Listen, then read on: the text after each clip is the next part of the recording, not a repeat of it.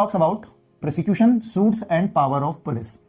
JDA कौन कौन से सेक्शन के अंतर्गत आपको प्रोसिक्यूट कर सकता है, आपके खिलाफ सूट्स दाखिल कर सकता है, और पुलिस की क्या क्या पावर है, वो सारे के सारे जो हम सेक्शन प्रोविजंस है वो हम लोग चैप्टर 11 के अंदर डिस्कस करेंगे। सबसे पहले हम लोग बात करेंगे section 69, penalty for unauthorised obstruction. देखिए सेक्शन 69 के अंदर ये कहा गया है कि अगर आप किसी भी तरह का अनऑथराइज्ड ऑब्स्ट्रक्शन क्रिएट करते हैं जेडीए के किसी भी डेवलपमेंट वर्क पे या कोई भी ऐसी साइट जहां पे जेडीए जो है अपना डेवलपमेंट वर्क कर रही है, तो आपके ऊपर कुछ पेनल्टी लगाई जा सकती है। यहाँ पे जो सबसेक्शन 1 है बात कर रहे हैं, if someone whoever obstruct the entry of any person empowered under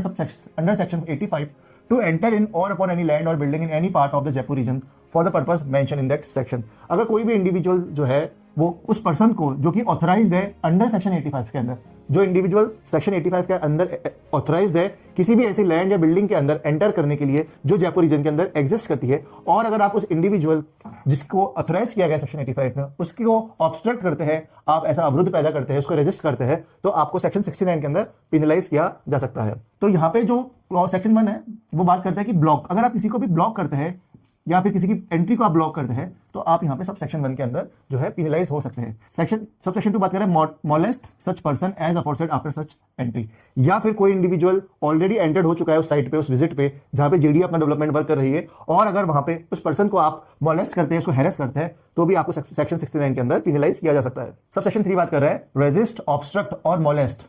resist molest और ऑब्स्ट्रक्ट एनी मेंबर और एम्प्लॉय ऑफ द अथॉरिटी। कोई भी मेंबर या कोई भी एम्प्लॉय जेडीए का या फिर कोई भी एम्प्लॉय जो कि गवर्नमेंट का है और उसको आप उसके पास में ये पावर है कि वो वहां पे कुछ सर्टेन पावर्स को एक्सरसाइज कर सकता है, अपने ड्यूटीज को डिस्चार्ज कर सकता है, या फिर कुछ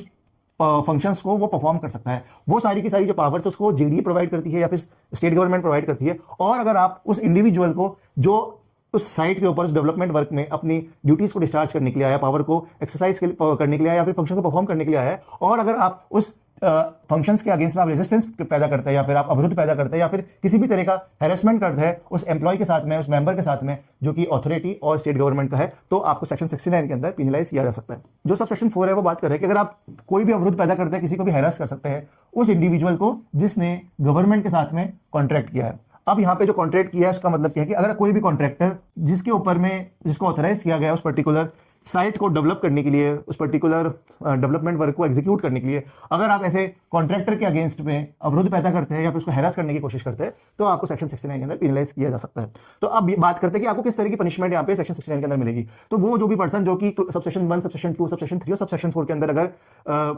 गिल्टी फाउंड होता है तो उसको 1000 रुपए तक का फाइन, और समझिए कि सपोज ये एक रोड है